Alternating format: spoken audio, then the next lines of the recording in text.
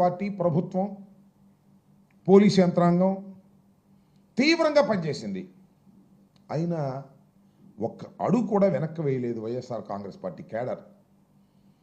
ఇంకొక మాట, ఈ సంవత్సరం పాటు కూడా ప్రజలకు వెన్నుపోటు పొడవడంతో పాటు వైఎస్ఆర్ కాంగ్రెస్ పార్టీ కేడర్ని నాయకుల్ని భయపెట్టాలని చిందరవందర చేయాలని అనేకమైన కుట్రలు కుతంత్రాలు చేశారు. అనేక మంది నాయకుల్ని కేసుల్లో పెట్టారు, జైల్లో పెట్టారు. వైఎస్ఆర్ కాంగ్రెస్ పార్టీ కార్యకర్తల మీద తప్పుడు కేసులు పెట్టారు, జైల్లో పెట్టారు. బెయిల్ రాకోకుండా నివారించేటటువంటి కార్యక్రమాలు చేశారు. సోషల్ మీడియా యాక్టివిస్టుల్ని లోపల పెట్టారు. కొన్ని చోట్లయితే తెనాల్లో కొట్టినట్టుగా కొట్టారు. అయినా కూడా ఎక్కడా కూడా భయపడకపోతే భయపడకపోయారు. మమ్మల్ని ఇంత నిర్బంధం చేస్తారా, మా మీద ఇన్ని కేసులు పెడతారా, మీ సంగతి చూస్తామనే కసితో కేడర్ మొత్తం కదిలిందని ఈ సందర్భంగా నేను మనవి చేస్తున్నా. అద్భుతమైన రెస్పాన్స్. ఈ దుర్మార్గమైన పాలన అంతం కావాలి, అవసరమైతే ఇవ్వాలి, అంతం కావాలి అనే పద్ధతుల్లో ముందుకు వచ్చారు. కానీ ప్రజాస్వామ్యంలో వాళ్ళకి ఇంకా 4 సంవత్సరాలు ఉంది కదా. అంత పెద్ద ఎత్తున నినదిస్తూ అద్భుతమైనటువంటి రెస్పాన్సు ఇవాళ ఇచ్చారు. దీన్ని దెబ్బతీయటం కోసం లేదా దీన్ని కాకోకుండా ఉండటం కోసం మరి చాలామంది చాలా పిలుపులు ఇచ్చారు. తెలుగుదేశం పార్టీ పిలుపునిచ్చింది, మరి పవన్ కళ్యాణ్ గారు కూడా పిలుపునిచ్చారు. వాళ్ళు ఏమంటారంటే 4వ తేదీన పండగలాగా నిర్వహించాలంట. ఎందుకంటే వైఎస్ఆర్ కాంగ్రెస్ పార్టీ దిగిపోయింది, మన ప్రభుత్వం అధికారంలోకి వచ్చింది. ఒక పండగ అంటే ఏం పండగ? దీపావళి సంక్రాంతి కలిపినటువంటి పండగగా ఉండాలంట. ఇక్కడ జరిగిందా బాబు? ఇక్కడ జరిగింది నాకు తెలియదు, కానీ ఆంధ్రజ్యోతిను ఈనాడు చూసి అక్కడ జరిగింది. దానిలో అక్కడెక్కడ జరిగింది. వాళ్ళ ఆఫీసులోనే దీపావళి పండుగ చేస్తున్నారంట, జనం ఎవరు లేరు. కానీ ఈ వెన్నుపోటు దినానికి మాత్రం రోడ్ల మీదకి జనం వచ్చేసారని మనం చేస్తున్నా. ఇప్పటికైనా సిగ్గు తెచ్చుకోండి. నేను మనవి చేస్తున్నా, జనసేన కూడా వాళ్ళు సంక్రాంతి దీపావళి కలబోసిన వేడుకగా చేసుకోవాలన్నారు. మరి కొన్ని చోట్ల అక్కడ ఇక్కడ ఏదో మాకు అడ్డం రావాలనే ఉద్దేశంతో చిన్న చిన్నగా ఏదో చేశారు, కానీ ఏమీ లేదు. ఎక్కడ ఉత్సాహం లేదు, ఎక్కడ ఆనందం లేదు. దోచుకునే వాళ్ళకి ఆనందం తప్ప సామాన్య ప్రజలకు, ఇంకా తెలుగుదేశం కార్యకర్తలకు కూడా ఆనందం లేదు. దోచుకునే ఒక బ్యాచ్కి తప్ప, అది కూడా లోకేష్ బాబు గారి బ్యాచ్కే దోచుకునేటటువంటి లైసెన్సులు ఇచ్చి వాళ్ళు దోచుకుంటున్నారు. కడవని దోచుకోవడానికి అవకాశం లేకుండా ఉంది. ఈ విధంగా దీన్ని అడ్డుకోవాలని ప్రయత్నం చేసిన పోలీసు యంత్రాంగం అంతా కూడా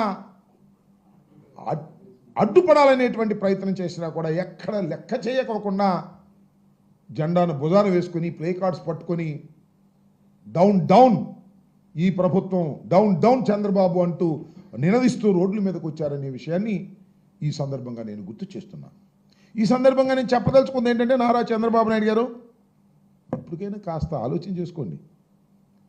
సంవత్సరం అయింది, జనం నోట్లో మన్ను కొట్టారు, ఎవరిని పట్టించుకోలేదు, ఏ వర్గాన్ని పట్టించుకోలేదు. వ్యవసాయదారులు అయితే అల్లాడిపోతున్నారు, విద్యార్థులు, నిరుద్యోగులు అందరూ అల్లాడిపోయేటటువంటి పరిస్థితుల్లో ఇవాళ మీరు పరిపాలన చేశారు. ఇవాళేదో వైఎస్ఆర్ కాంగ్రెస్ పార్టీ రోడ్డు మీదకి వచ్చి చేసిందని మీరు అలా తీసుకోకుండా ఇది ప్రజా అభిప్రాయం అనే విధంగా తీసుకొని కాస్త సరి చేసుకుంటే ఈ 4 సంవత్సరాలైనా మీరు సక్రమంగా పరిపాలన చేయగలుగుతారు. లేదు, ఇదే రకంగా మీరు పరిపాలన కొనసాగిస్తే 2 సంవత్సరాల తర్వాత వెన్నుపోటు 2కి వచ్చే సమయానికి ఎవరిని లెక్క చేయరు. ప్రజలు గుర్తుపెట్టుకోండి. మీరు బ్యారికేడ్లు పెట్టినా కూడా ప్రజలు లెక్క చేయరు. పోలీసు బలగాలను దించినా కూడా లెక్క చేయనటువంటి పద్ధతుల్లో ముందుకు వెళ్తారు ప్రజలు. ఈ రాక్షస పాలన మీద తిరుగుబాటు చేస్తారు ఎన్నికలు రాకముందే అనే విషయాన్ని కూడా మీరు గుర్తుపెట్టుకోమని మనవి చేస్తున్నాం. కాబట్టి కాస్త జాగ్రత్తగా వ్యవహరించేటటువంటి కార్యక్రమం చేయమని మనవి చేస్తున్నా. ఇక్కడ ఈ సందర్భంలో ఇంకోటి కూడా చెప్పాలా, మళ్ళీ ఇంకో విషయం తర్వాత చెప్తాను. కానీ నిన్న మా ఇంటి దగ్గర పోలీసులు పెట్టారు. సరే పెట్టారు సంతోషం. మాకు అంతకుముందు కూడా నేను మినిస్టర్గా ఉన్నప్పుడు కూడా పోలీసులు ఉండేవారు, అది వేరే అంశం. పోలీసులను పెట్టి ఏదో చిందరవందర చేసేయాలని కాపలా ఎక్కడా లేదు. నూరి ఫాతిమా ఉంది కదా, అక్కడ లేరు. పోలీసులు పెట్టి కాస్త వచ్చేటటువంటి క్యాడర్ని భయపెట్టాలనే ప్రయత్నం చేశారు. నేను వెళ్తుంటే మధ్యలో ఆపేశారు, వెళ్ళటానికి వీల్లేదని. అక్కడ ఈ పట్టాపురం సిఐ మీద కొంత నాకు ఆయనకి మధ్యన ఘర్షణ అనివార్యంగా జరిగింది. సరే నేనేదో రెచ్చిపోయానని, ఆంధ్రజ్యోతి, ఈనాడు, TV5 నేనేదో రెచ్చిపోయి దౌర్జన్యం చేయబోయానని, పోలీసులు లెక్క చేయలేదని ఇలాంటి మాటలు మాట్లాడుతూ రాశారు.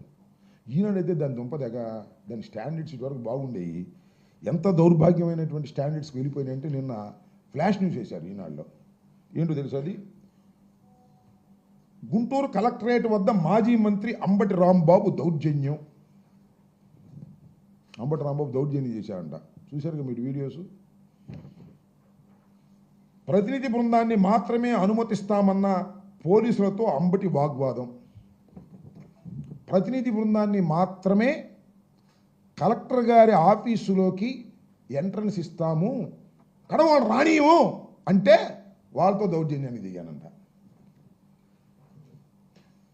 తోసుకుని వెళ్తాం, ఏం చేస్తామంటూ సిఐతో వాగ్వాదానికి దిగిన అంబటి. నిన్న కలెక్టర్ ఆఫీసులోకి వెళ్ళటం కోసం అంటే నేను తగాద పడింది. విన్నారుగా మీరు. వెన్నుపోటు దినం పేరుతో గుంటూరు కలెక్టరేట్ వద్ద కార్యక్రమం. సరే, అది వేరే కార్యక్రమం జరిగింది, అది వేరే అంశం. ఎంత వక్రీకరించి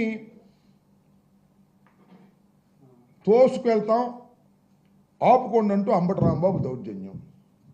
ఇది జరిగింది ఎక్కడ?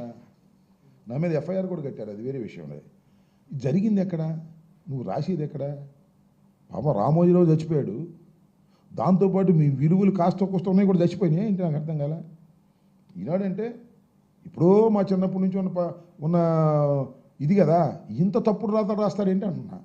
కక్ష. ఆ సిఐని సపోర్ట్ చేయడం కోసం సిఐ అంట కలెక్టరేట్ దగ్గర మా ప్రతినిధులు ఎవరో రావడానికి వెళ్ళడానికి, అసలు ఎరండల్ బ్రాడీపేట సిఐకి అక్కడే సంబంధం. అక్కడ వేరే సిఐ ఉన్నాడు, వేరే డిఎస్పీ ఉన్నారు. వెళ్ళి అడిగాం, 5గురు పంపిస్తామన్నారు, 5గురు వెళ్ళాం. దానికి వక్రీకరించి రాసేటటువంటి ఎమ్మటే సపోర్ట్ అనమాట.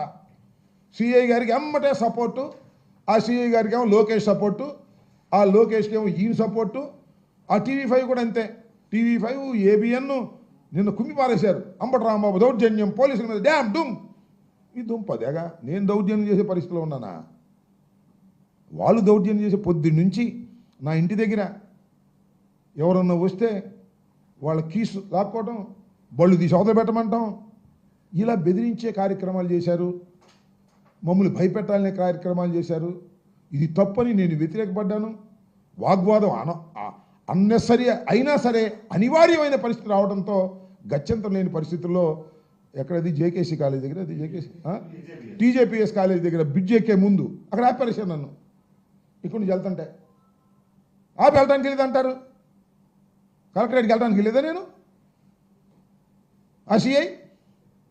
ఆ CI specially posted Pattapuram, specially posted. నేను 2 కంప్లైంట్స్ ఇచ్చా, కిరా కార్పి మీద, సీమరాజు మీద.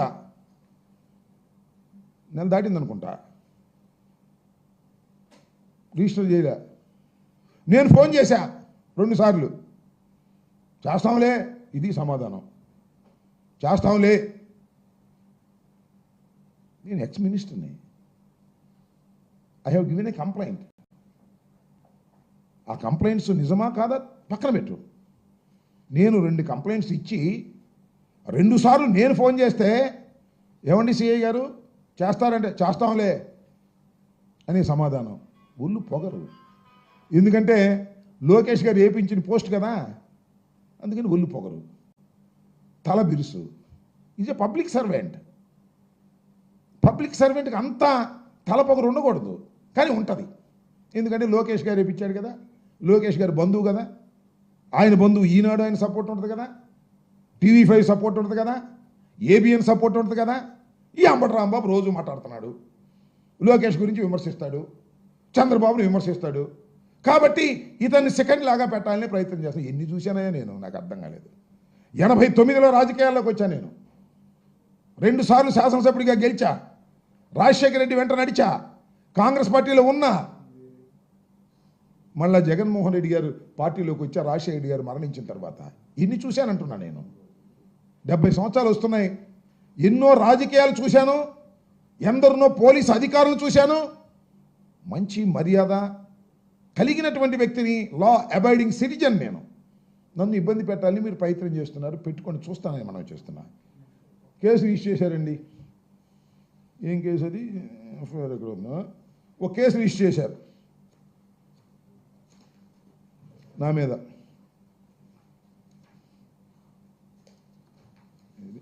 కేసు రిజిస్టర్ చేశారు. Crime number 239 of 20